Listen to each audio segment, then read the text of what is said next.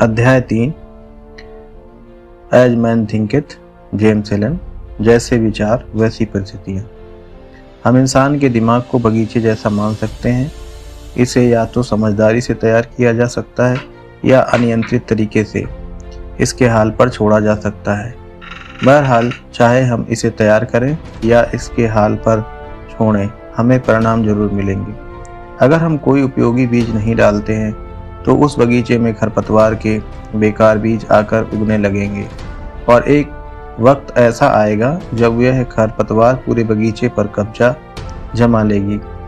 इस संसार का एक विचित्र सत्य यह है कि बुरी चीजें बड़ी आसानी से हमारे पास आ जाती हैं, जबकि अच्छी चीजों को अपने पास लाने के लिए हमें मेहनत करनी पड़ती है। इसी तरह बुरी आदतें डालने में ज़्यादा समय नहीं लगता है, लेकिन अच्छी आदतें डालने में समय लगता है। बुरी परिस्थितियां अपने आप आ जाती हैं, लेकिन परिस्थितियों को बेहतर बनाने के लिए हमें मेहनत करनी होती है। अगर आप अपने जीवन की परिस्थितियों को बेहतर बनाना चाहते हैं तो यह बात गांठ बांध लें, आप अपने विचारों को बेहतर बनाए बिना अपने जीवन की परिस्थितियों को बेहतर नहीं बना सकते। जिस तरह माली बगीचे की योजना बनाता है, उसे खरपतवार से मुक्त रखता है और अपनी इच्छा के अनुसार फल फूल उगाता है, उसी तरह मनुष्य को भी अपने दिमाग के बगीचे की निरंतर देखभाल करनी चाहिए।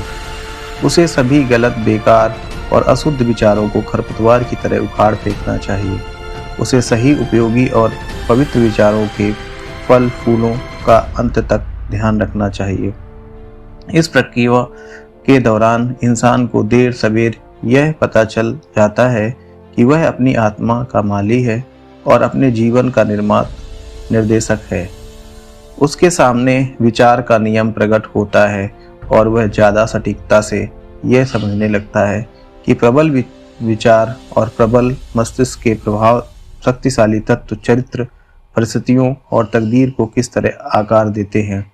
विचार और चरित्र एक ही है। जैसा हम देख चुके हैं, विचारों से चरित्र बनता है और चरित्र परिवेश व परिस्थिति के रूप में प्रकट होता है। इसका अर्थ यह है कि इंसान के जीवन की बाहरी परिस्थितियां हमेशा उसकी आंतरिक अवस्था के पूरे तालमेल में होती हैं। जैसा अंदर वैसा बाहर। बाहरी परिस्थितियां आंतरिक परिस्थितियों का प्रतिबिंब होती हैं, लेकिन इसका यह मतलब नहीं है कि मनुष्य की परिस्थितियां हमेशा उसके पूरे चरित्र का सूचक होती हैं।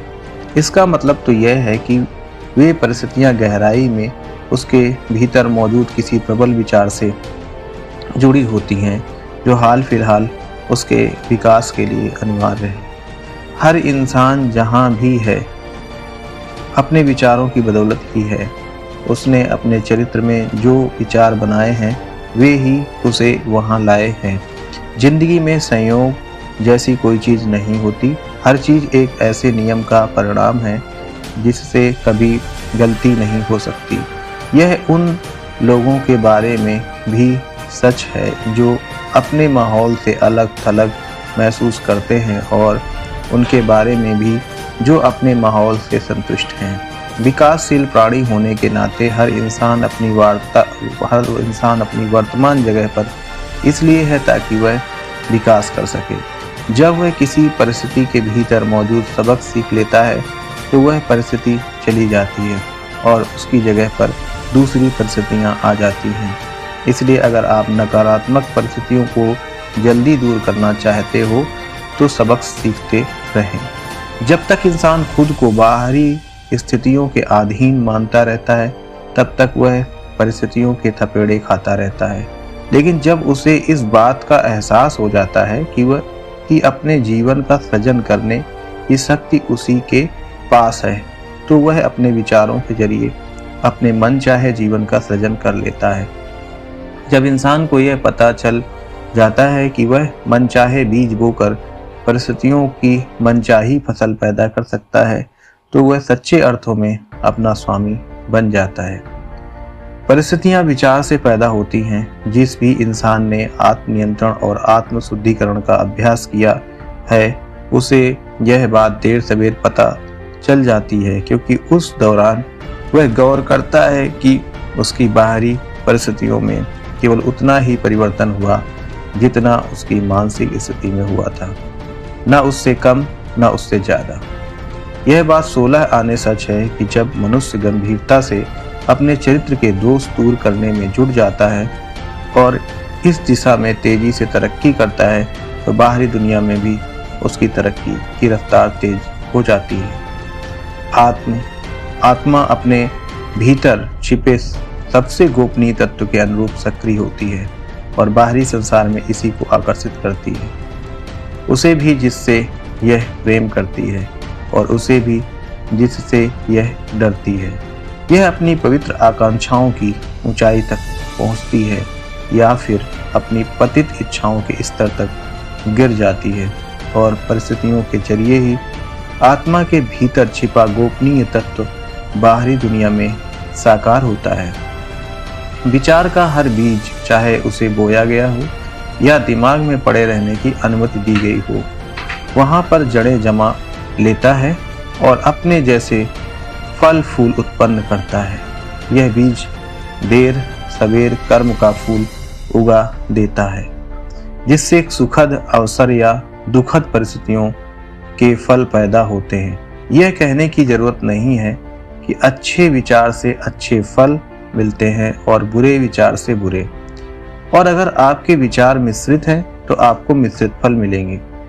परिस्थितियों का बाहरी संसार विचारों के आंतरिक संसार के अनुरूप ढल जाता है। एक बात याद रखें, इंसान के जीवन में सुखद और दुखद दोनों किस्म की बाहरी परिस्थितियां होती हैं और इन दोनों तरह की परिस्थितियों से अंततः इंसान का भला हो सकता है, क्योंकि फसल काटने वाला माली सुखद और दुखद दोनों तरह की परिस्थितियों से कुछ न कुछ सीख सकता है। और जैसा हम पहले ही बता चुके हैं, परिस्थितियां हमारे जीवन में इसलिए आती हैं ताकि विकास की प्रक्रिया में हम उनसे सबक सीख लें। जब हम सबक सीख लेते हैं तो वे फिर चली जाती हैं और लौटकर नहीं आती हैं।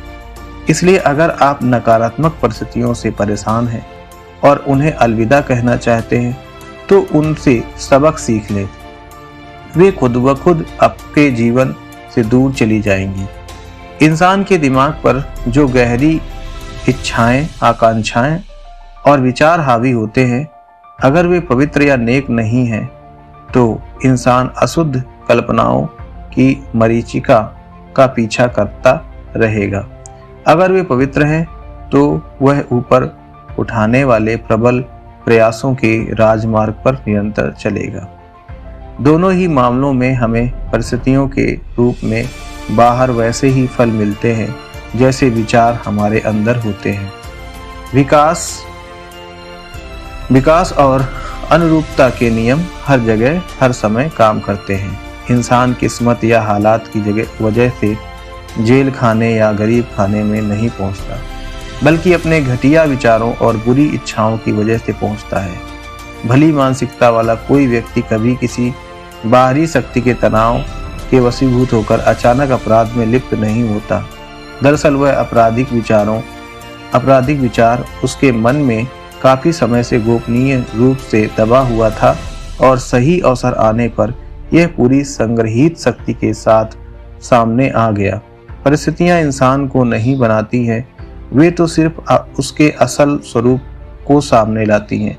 पाप के दलदल में उतरने और इससे जुड़े कष्ट भोगने के लिए बाहरी परिस्थितियां जिम्मेदार नहीं होती। बुनियादी वजह तो पापी इच्छाएं हैं। इसी तरह पुण्य के आसमान तक पहुंचने और इससे जुड़ा सुख भी पुण्य की इच्छाओं को मजबूत बनाए बिना संभव नहीं है।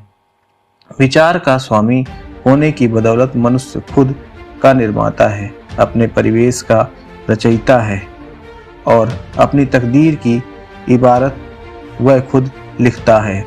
पृथ्वी पर अपनी यात्रा के हर कदम में मनुष्य अपने विचारों से मेल खाने वाली परिस्थितियों को आकर्षित करता है। वे परिस्थितियां उसके विचारों को शुद्ध या अशुद्ध, शक्ति और कमजोरी का प्रतिबिंब होती हैं।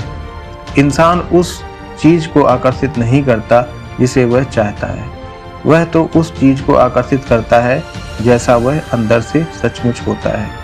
हो सकता है कि हमें यह लगे कि उसकी मनोकामना, आवेग और महत्वाकांक्षा हर कदम पर परास्त हो रही है, लेकिन सच तो यह है कि उसे अपने सबसे गहरे विचारों और इच्छाओं का परिणाम मिलता है, चाहे वे अच्छे हों या बुरे। हमारी किस्मत या बदकिस्मती की बागडोर हमारे ही हाथ में होती है। यह हमारे विचारों से तय होती है। इंसान अपने पैरों में बेड़ियां खुद डालता है। विचार और कर्म तकदीर के जेलर हैं। यदि विचार और कर्म हीन हो तो वे इंसान को कैद कर देते हैं। अगर वे उदात्त हों तो वो इंसान को मुक्त कर देते हैं। इस तरह वे स्वतंत्रता के देवदूत भी बन सकते हैं। इंसान जिस चीज की इच्छा और प्रार्थना करता है वह उसे नहीं मिलती, उसे तो वही मिलता है जिसकी वह वाकई हकदार होता है। उसकी इच्छाओं और प्रार्थनाओं का जवाब तभी मिलता है और वे तभी पूरी होती हैं जब वे उसके विचारों और कर्मों के तालमेल होती हैं। अगर यह सच है तो फिर हम परिस्थितियों के खिलाफ संघर्ष क्यों करते हैं? इसलिए इंसान लगातार दिल में गोपनीय कारण पालता रहता है, लेकिन उनकी वजह से बाहर उत्पन्न परिणामों के खिलाफ लड़ता रहता है। यह अंदरूनी गोपनीय कारण कोई दुर्गुण या अचेतन कमजोरी हो सकती है। बहरहाल कारण चाहे जो हो, यह इंसान की कोशिशों को सफल नहीं होने देता जब तक कि उसे सुधार न लिया जाए। लोग अपनी परिस्थितियों को बेहतर बनाने के बारे में चिंतित रहते हैं, लेकिन वे खुद को बेहतर बनाने के लिए तैयार नहीं होते हैं। इसलिए वे हमेशा हर जगह बंधन में रहते हैं। जो व्यक्ति खुद को बेहतर बनाने के कष्ट से नहीं घबराता है, वह कभी अपनी मनचाही चीज पाने में असफल नहीं हो सकता। यह सभी तरह की चीजों के बारे में सच है, चाहे वे इस लोक की हो या परलोकी। जिस व्यक्ति का इकलौता मकसद दौलत हासिल करना है, उसे भी मनचाही मंजिल तक पहुंचने से पहले बहुत से त्याग करने होते हैं। जरा सोचें उस व्यक्ति को कितने ज्यादा त्याग करने होंगे जो सशक्त और संतुलित जीवन पाना चाहता है। यहाँ एक आदमी को देखें जो बहुत ही गरीब है। वह अपने परिवेश और घरेलू सुख सुविधाओं को बेहतर बनाने की बहुत चिंता करता है, लेकिन इस दौरान वह अपनी नौकरी में काम चोरी करता है, मक्कारी करता है और अपने मालिक को धोखा देता है।